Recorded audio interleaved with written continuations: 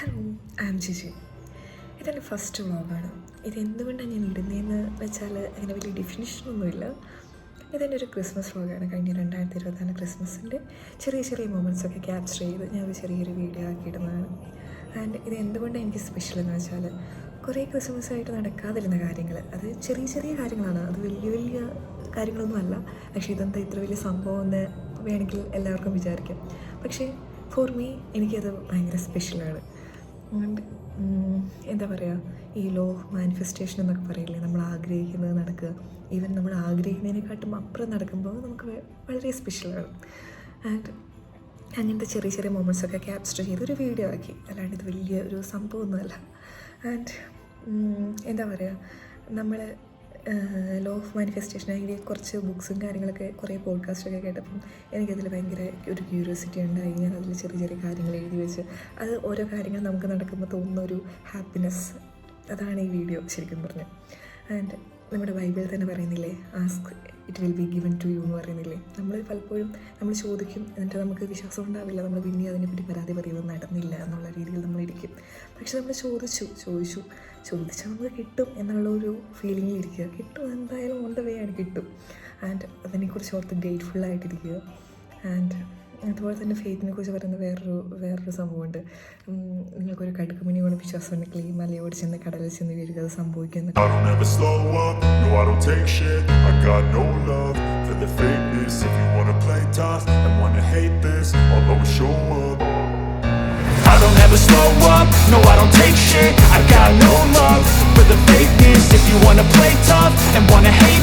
I'll always show up and make a statement. I don't ever slow up, no I don't take shit. I got no love for the fakeness. If you wanna play tough and wanna hate this, I'll always show up and make a statement. Everything I do so instinctive and so passionate. Every word I move so descriptive like an adjective. I got a vendetta against people who patented being negative when you should be getting after it.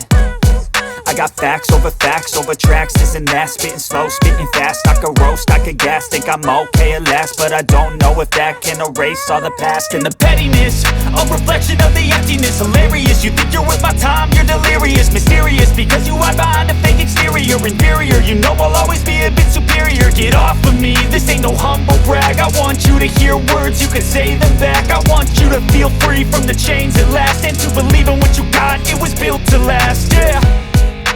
Now that I've been put through hell, I never got anyone's help. I had to do it all myself. I don't ever slow up, no I don't take shit. I got no love for the fakeness. If you wanna play tough and wanna hate this, I'll always show up and make a statement. I don't ever slow up, no I don't take shit. I got no love for the fakeness. If you wanna play tough and wanna hate this, I'll always show up and make a statement. I'm gonna learn the consequence of being incompetent. Mental health is confidence, dreams and some honestness. I'm not here to save the day, that's for you to take away. I could play a million mind games, but instead I say something not illogical, something that is topical. Rub it on and watch it go, make yourself unstoppable. വീട്ടിലെ ഒരു പുൽക്കൂട്, അതിൻ്റെ ചെറിയ ചെറിയ നല്ല നല്ല പുൽക്കൂടിൻ്റെ ഒക്കെ ഞാൻ ഇങ്ങനെ ക്യാപ്ചർ ചെയ്ത് വെച്ചതാണ്. പിന്നെ ഈ പുൽക്കൂട് എന്ന് പറഞ്ഞാൽ ഭയങ്കര അടിപൊളിയായിട്ടാണ് ഇത് ചെയ്തേക്കുക. അതിൻ്റെ ഓടും കാര്യങ്ങളും മൈന്യൂട്ടായിട്ടൊക്കെ ചെയ്തിരിക്കുന്നത് കാണാൻ നല്ല ഭംഗിയുണ്ടായിരുന്നു. ആൻഡ് ഇതൊക്കെ ഇങ്ങനെ കണ്ട് ഇങ്ങനെ ഓരോ വീട്ടിൽ കൂടെയൊക്കെ പോയി അത് എക്സ്പീരിയൻസ് ചെയ്യുക എന്ന് പറയുന്നത് എനിക്ക് ഭയങ്കര സ്പെഷ്യലായിട്ട് തോന്നി. അപ്പം മൊത്തത്തിൽ എനിക്ക് ഭയങ്കര സന്തോഷമായിരുന്നു.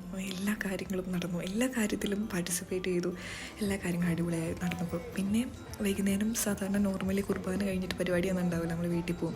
പക്ഷേ ഈ ഒരു ക്രിസ്മസിന് അച്ഛൻ തന്നെ, അവിടുത്തെ അച്ഛൻ നല്ലൊരു പിള്ളേരെല്ലാം വെച്ചൊരു ഡാൻസും ഒക്കെ ഉണ്ടായിരുന്നു. അപ്പം ഭയങ്കര രസമായിരുന്നു, ഭയങ്കര പോസിറ്റീവ് വൈബായിരുന്നു. ഇതെല്ലാം കഴിഞ്ഞ് ഈ ഡാൻസ് പരിപാടിയൊക്കെ കഴിഞ്ഞിട്ടാണ് നമ്മൾ വീട്ടിലേക്ക് പോകുന്നത്, രാത്രി കുർബാന കഴിഞ്ഞിട്ട്.